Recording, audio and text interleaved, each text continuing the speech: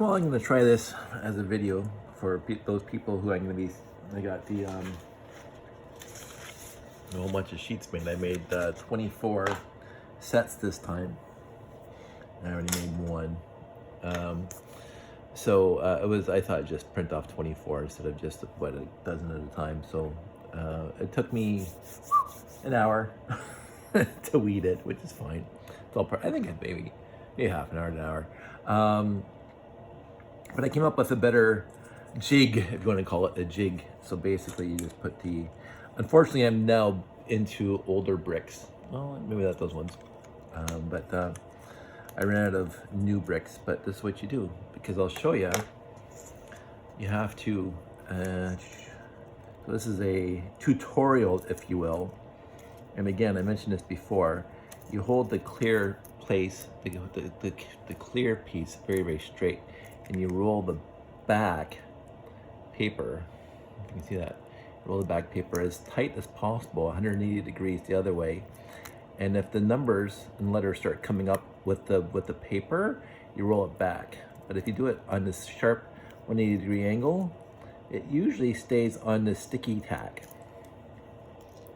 So now that is off, as you can see. And then with this bigger area, it's easier to put down. So you can just lay it on there and get it centered on both pieces. I found that it's a lot easier. So it looks like that. Now, some people like more space in the bottom than the top. It doesn't matter, I don't care. But I like to keep the sides as even as possible, but I think it's just too close to the top, so I'll try it again. So if you don't press down on it, you can move it around. It's a little tiny bit. Hold down just a bit.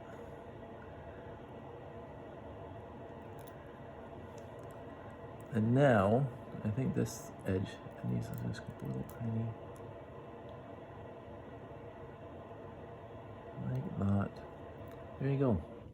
And now that's where we want it. Go like that. Go like that. You press it down into the brick. Back and forth a few times. Now, again, this is not printed brick. Yeah, plastic comes off.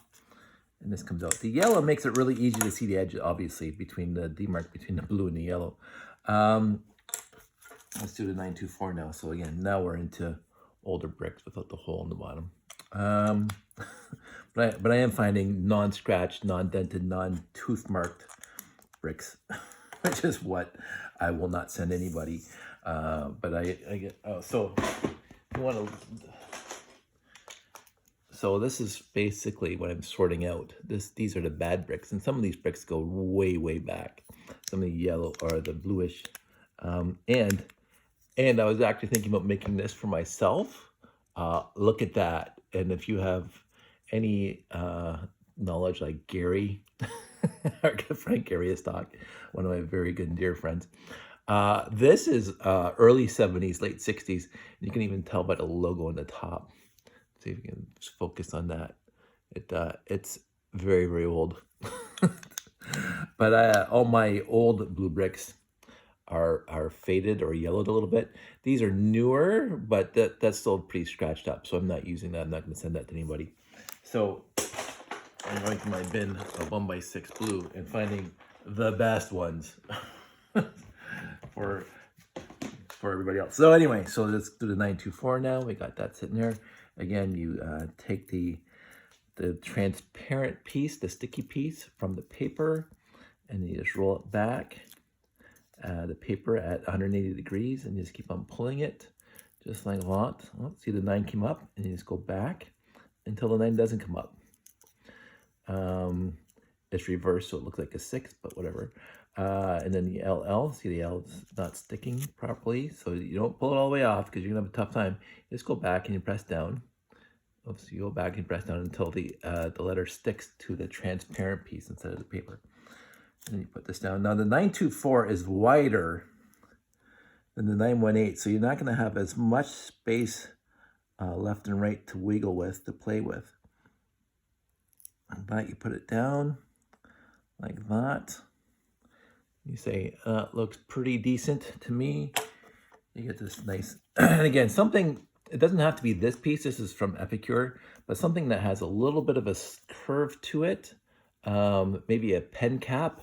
I mean, your fingers will do just like that. You can do that with your fingers, and it will come off because the sticky on the vinyl letters is stickier than the transparent sticky tack. So you can do that. You can just use your fingers. I like to do this because you can really push it into the brick, but it does. People say there isn't much difference. So now there's 924, there's 918. So now I got 2 sets done. I'm gonna make probably 10 more. So I got 2, 4, 6, 8, 10. I'm gonna make 10 more sets tonight.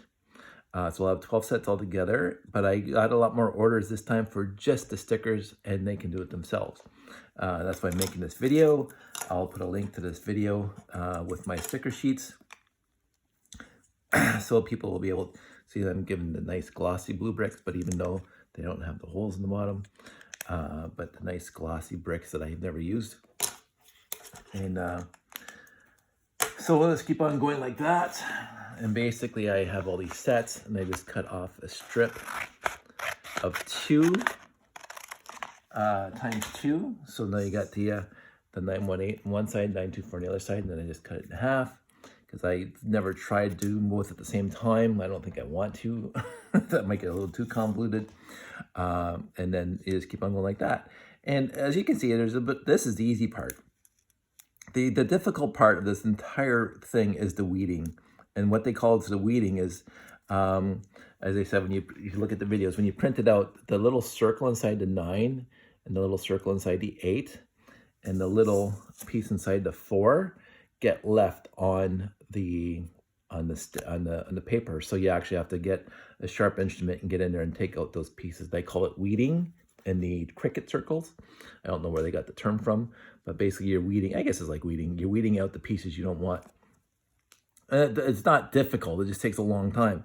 And you have to be careful because you don't want to take off the number. You just want to take off the inside where there's supposed to be a hole. So anyway, just like that, 90 degrees. Well, see, the 9 didn't come up. So you go back until it does. 918 and done.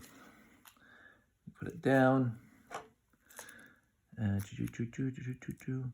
Again, just let it float on top of the brick. You can move it around a little bit if you want.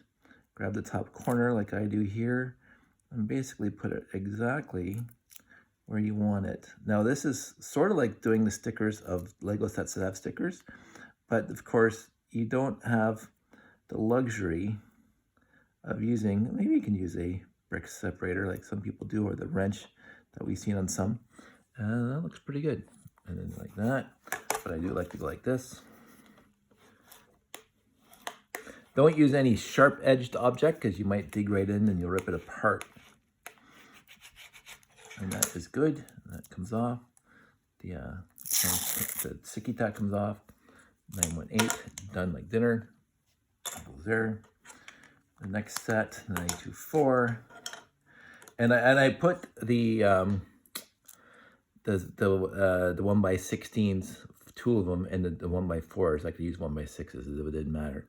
But that gives me a lot of room here that I didn't have before to adjust as I want with the stickers. I'm finding this a lot easier now to do, putting the stickers on, the letters on, than I did last time when they didn't have the 1x16s and the 1x4s on each side of the blue 1x6s. So I'm liking this a lot better. Don't force anything, and honestly, take your time.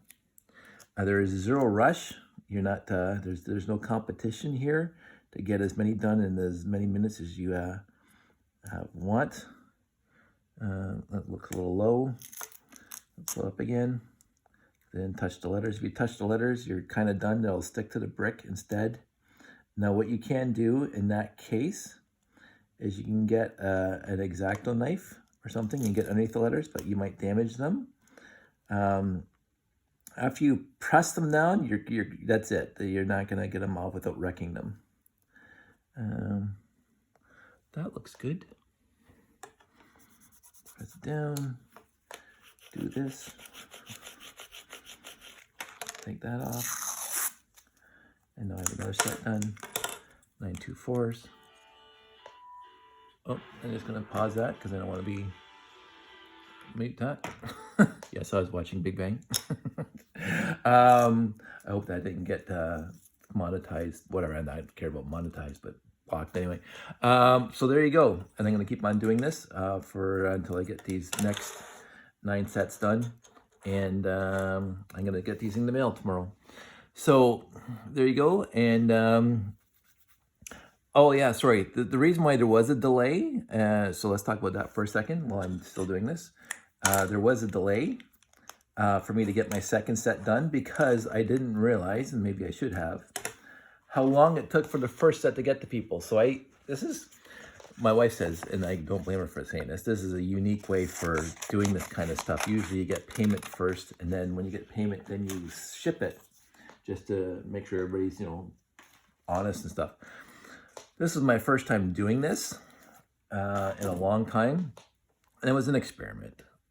So what happened is I said, oh, pay me when you get them. And then a week goes by after I sent everybody an email saying I shipped them, that nobody was getting back to me. And I'm going, not that I didn't trust you guys, I said the shipping failed.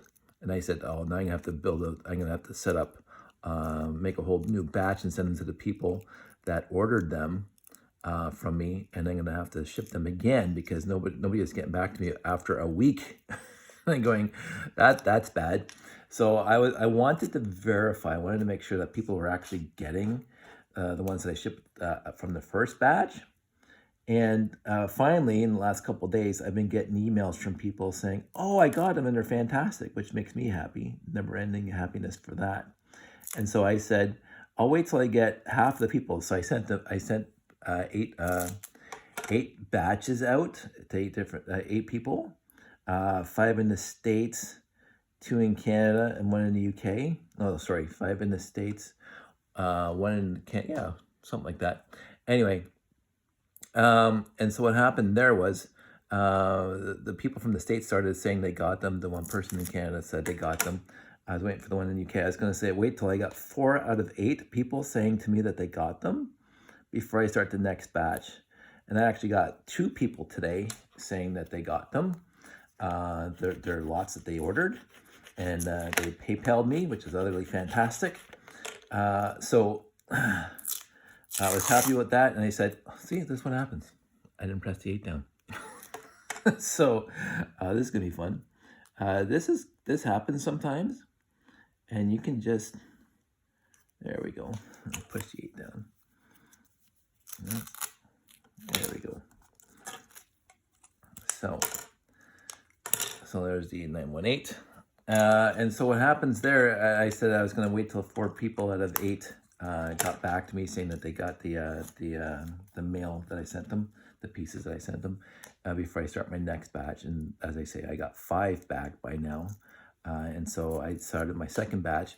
And I said on my second batch, I'm just going to make a whole bunch more than orders they have, because it's just easier for me to run the Cricut and print off 24 sets than it is for me to print off, like, I think I only needed to make like 10 or 12. But I'll have some left over. I'll have this whole sheet left over that'll just keep, with me. And then whoever wants them, I'll just make them as needed. But I may, in order going forward, I may just use my eBay account. And so if people order after the second lot, because again, the video is still going to be up there. If people order from after the second lot gets sent out tomorrow, then I'm going to say just go to my eBay channel, my eBay account, and I'll have these things just on permanent order on my eBay. My friend told me, and I haven't checked into it, but my friend said that Bricklink does not like to do custom bricks anymore for, again, whatever reason that they have, and I'm not going to get into that politics. Because again, I don't pay too much attention anyway. But I can do this on my eBay channel, my eBay page, even though I haven't been on that thing in years. So that's, again, I'm rambling because I'm doing this at the same time. So that's what I'm going to be doing after this second lot. But this second lot is going to be very much like the first one. I'm going to be sending everybody who's asked for them. I'm going to be sending them emails tomorrow saying I'm ready to go and asking for their address via email so they don't have to post it on my YouTube channel or where else they've been asking for these bricks. And so,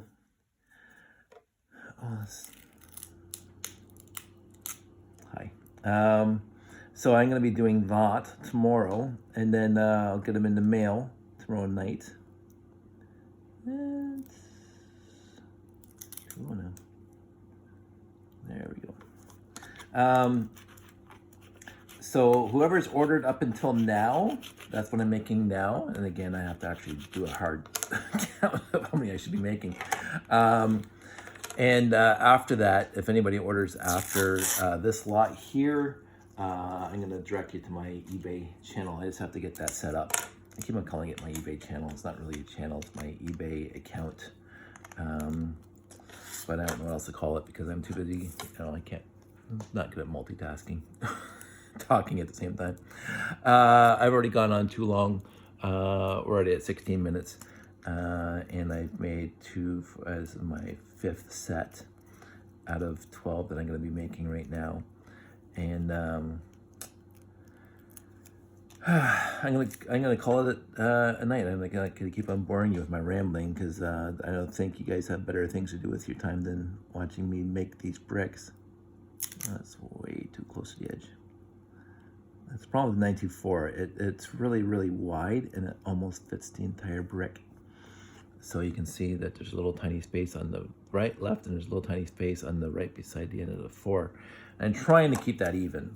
918, as I said earlier, it has a lot more room because the 1 is a lot thinner than the 2, and this is true type, so it does do the, I forgot what they used to call it. They used to do all the font terminology, but it does do the spacing.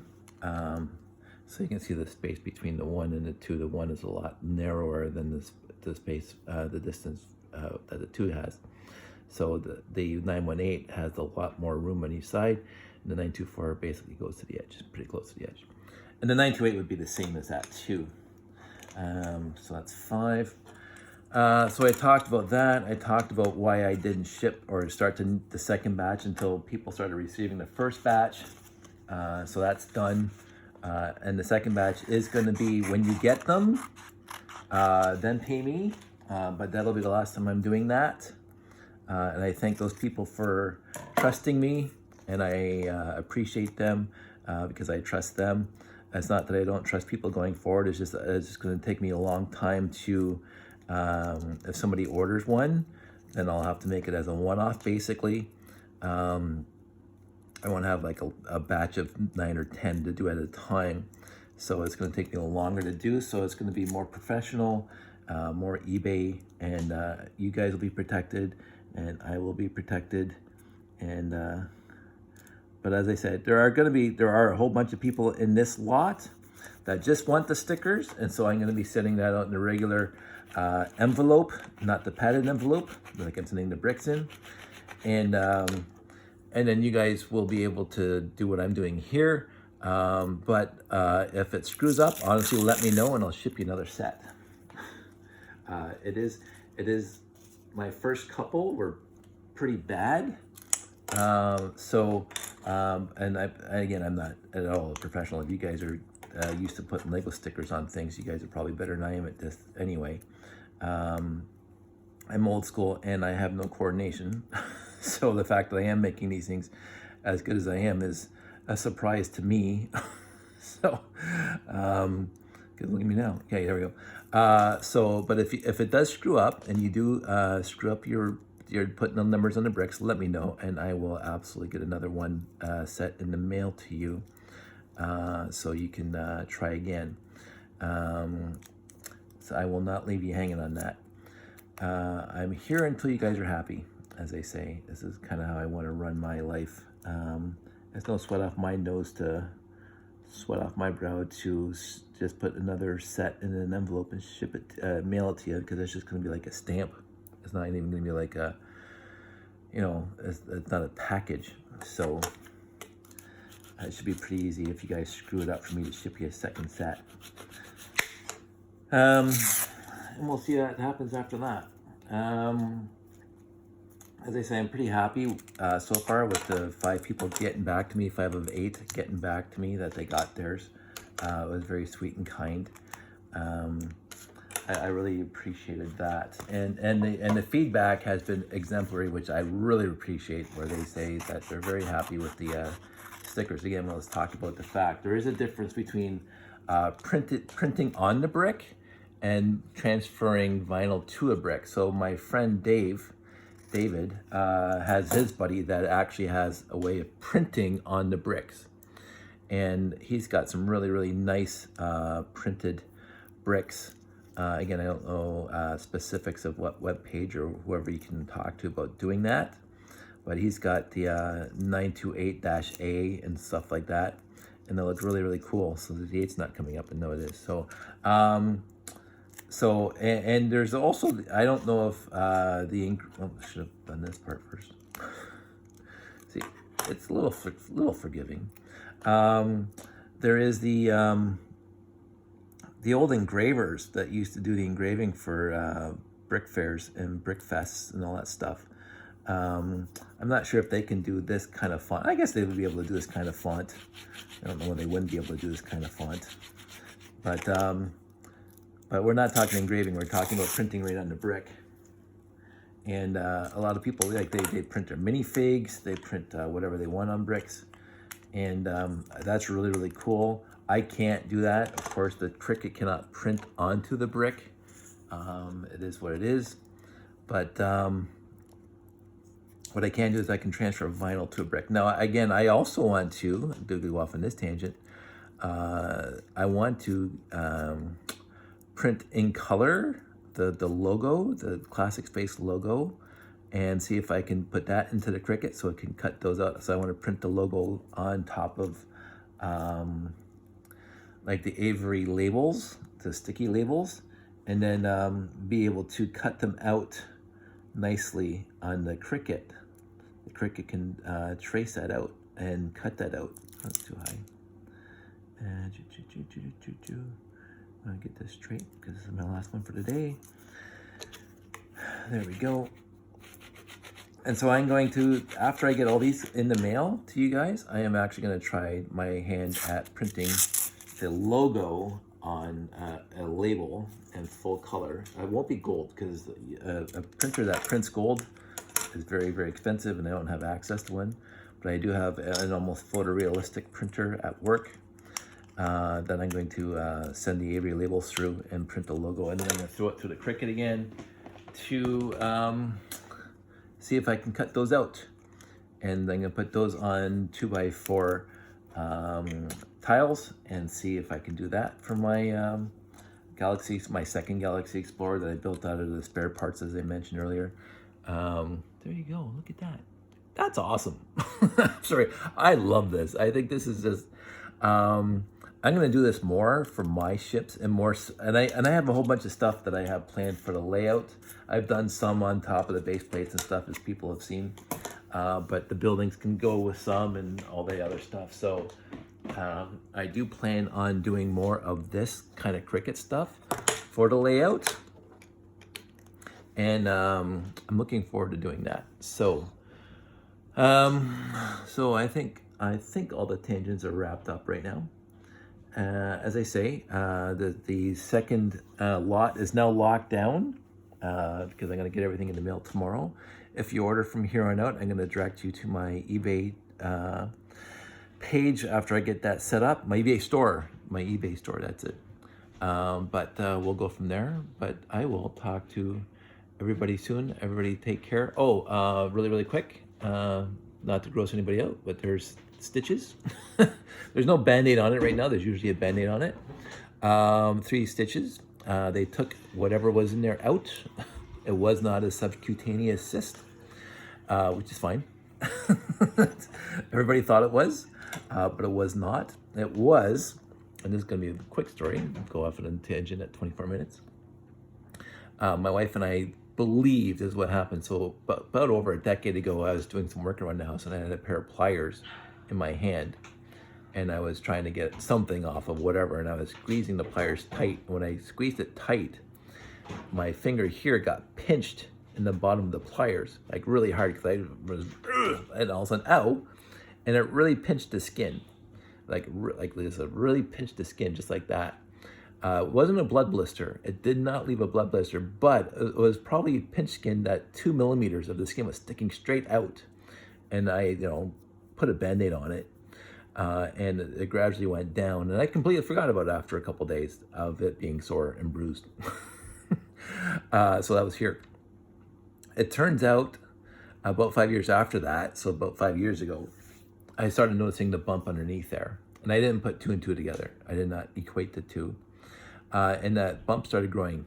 It started getting bigger and bigger. And that's why I thought, we watch Dr. Pimple Popper sometimes, and they talk about subcutaneous cysts and all that stuff that the medical profession talks about.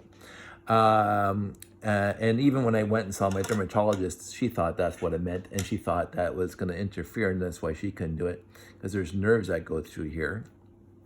So she booked me in to see a plastic surgeon, and the plastic surgeon says, yeah, I'll take care of that. So when I was there on Monday, and today's Thursday, so I was there on Monday for the operation, he felt it. He says it's probably a subcutaneous cyst or whatever he called it. And of course they froze it, and then they came over, and I couldn't watch. I wanted to watch, but the way they set up the bed, I couldn't watch. It was a little disappointing, because I kind of like this kind of stuff. Anyway, so he cuts it open, and he goes, oh, and I go, uh-oh. He goes, it's not a subcutaneous cyst. What had happened was, when I pinched it again, possibly, as I completely segmented a blood vessel that goes through here, and it was completely on its own. And he says what happens is that it was sitting there underneath the skin, and the body wasn't attacking it, but it was attacking it and adding calcium. It was calcified, almost whatever, and it just kept on adding to it over the years, as like a damaged tissue, basically. And it just got harder and harder and bigger and bigger. So when he took it out, it was just like you cut the skin. Like, it was not even a 5-minute procedure, because there was no cyst, there was nothing wrong with the nerves, there was nothing. He cut it open, he reached in with a pair of whatever, he pulls the thing out, it's not attached to anything, and he throws it in this little bin, and it goes away. He said, and he's stitched me up. That was it. Like, I was in and out. The actual operation was less than 5 minutes. It was just like, wow. And it's like, oh. And he said, yep. And so when the stitches come out at the end of the month, I'll have a flat finger again, which I kind of like. So, but I keep a Band-Aid on it, but they say air also helps. And so I've been, as soon as I got home from work, I took the Band-Aid off, and I keep on forgetting that, if people are grossed out by that, sorry. Trigger warning. It's just 3 stitches. It's just a basic cut. And as I said, it was a relief, and I can't wait to get the stitches out, and and then see my finger the way it's supposed to be. It hasn't been like that in 5 years, and be able to bend it without anything interfering. So that was the other reason why I was kind of procrastinating on this week, because when I got home on Monday, of course, this was all bandaged up, and then trying to do weeding and doing this without my one finger. No thanks. I find it very, very odd right now, even though this is my left hand. I am a lefty, that how much I I don't use this finger, so I'm doing like washing dishes or moving something, this finger's always up like that, right? And it's just like, oh yeah, now I have to do everything that I have to do with 5 fingers I do with my right hand. It's like, oh, I'm not used to using this hand for X, Y, and Z, drying dishes or whatever else. So I find it a little bit odd, and so I'm looking forward to the 28th. We're also going camping the day after I get the stitches out. So it's like, oh, I hope that goes smoothly, because I don't want this when I'm going camping, because it'll just be in the way. But that's it. That's all. Thank you for your thoughts. A lot of people have texted me and making sure that I'm okay after my operation, even though it was like not even 5 minutes. The doctor was great.